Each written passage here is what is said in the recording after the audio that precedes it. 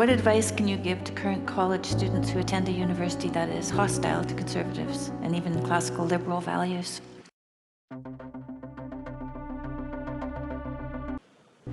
Well, you have the library.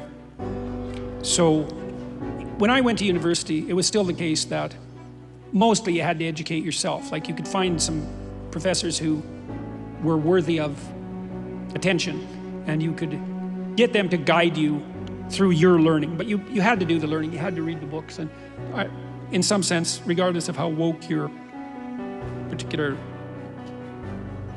college might be, you still have the library. You can read great books. And so far that's not illegal, so that's good.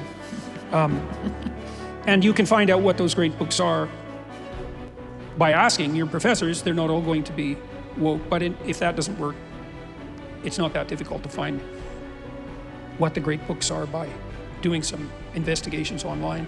And so don't despair. You're still a student. You still have those 8 hours a day that you could spend reading and thinking.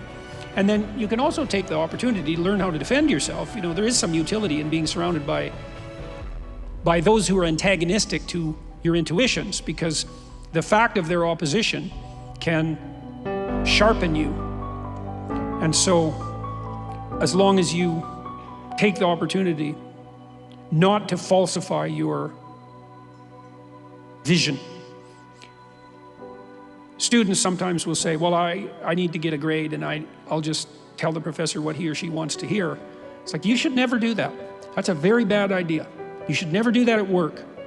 So I'll tell you a psychological experiment that's worth knowing about. So imagine that you bring a bunch of people into a lab, and you give them a questionnaire about their views on immigration, and then you rank them from pro to anti-immigration. I'm just taking a simple example. And then you take those who classify themselves as anti-immigrant, and you get them to write like 700 words about why immigration is good. And then you take the pro-immigrant types, and you ask them to write a 700-word essay about why immigration is bad.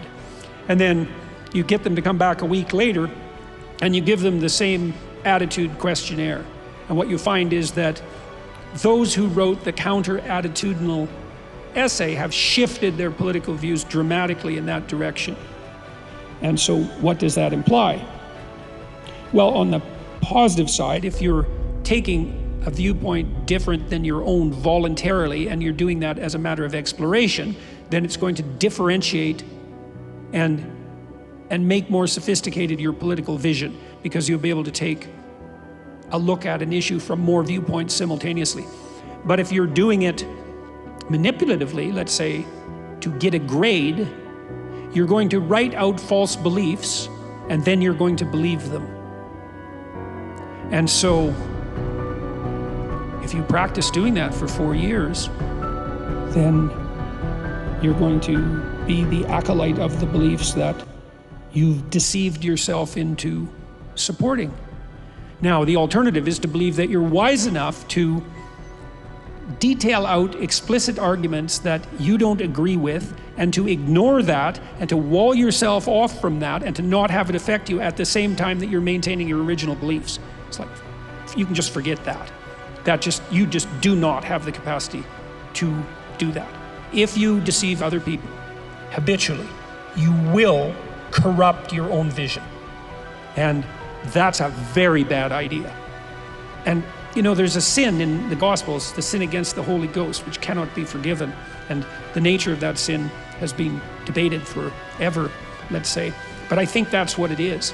It can't be forgiven. If you corrupt your own vision, the reason that can't be forgiven is because you've corrupted the very thing that could redeem you. You've interfered with the very process that would reorient you in the world. They say there's none so blind as those who will not see. If you obscure your own vision, then how will you not fall into a pit? So if you're in a university that's ideologically corrupt, you have an opportunity to defend yourself. You have an opportunity to make yourself sharp. You still have an opportunity to learn, and then you have an opportunity to pit yourself against those who would deny your vision. And you could really become educated if you manage that. Now, that's very difficult. I'm not claiming for a moment that that's easy. And I would say the other thing that you want to do is you want to surround yourself with people You need a community to help you take that on. But the probability is pretty high that if you're sitting in a class and it's hyper woke and you have an objection, that a good proportion of the people in that class have the same objection. In fact, perhaps the majority, even though they might be too timid to make that objection known because they're afraid of the tender mercies of the woke mob. And there's real reasons to be concerned about such things. But there are real reasons to be concerned about the alternative. You know, I don't want to be mobbed, therefore I will falsify my speech. It's fair enough. I can understand why you don't want to be mobbed, because that is definitely not pleasant. It's equivalent to, it's a real blow to be mobbed. It's really, really hard on people. It's really, really hard on people. And so I understand why people are afraid of that. The problem is they're not afraid enough of the alternative. If you kowtow to the tyrannical mob, you are now a slave. And if you practice being a slave, that's what you'll be. And if you practice being a slave, you will deliver the power that you would have had to the tyrants. And it's way more wise to be more afraid of that than to be afraid of being mobbed. Because that's really not a good outcome.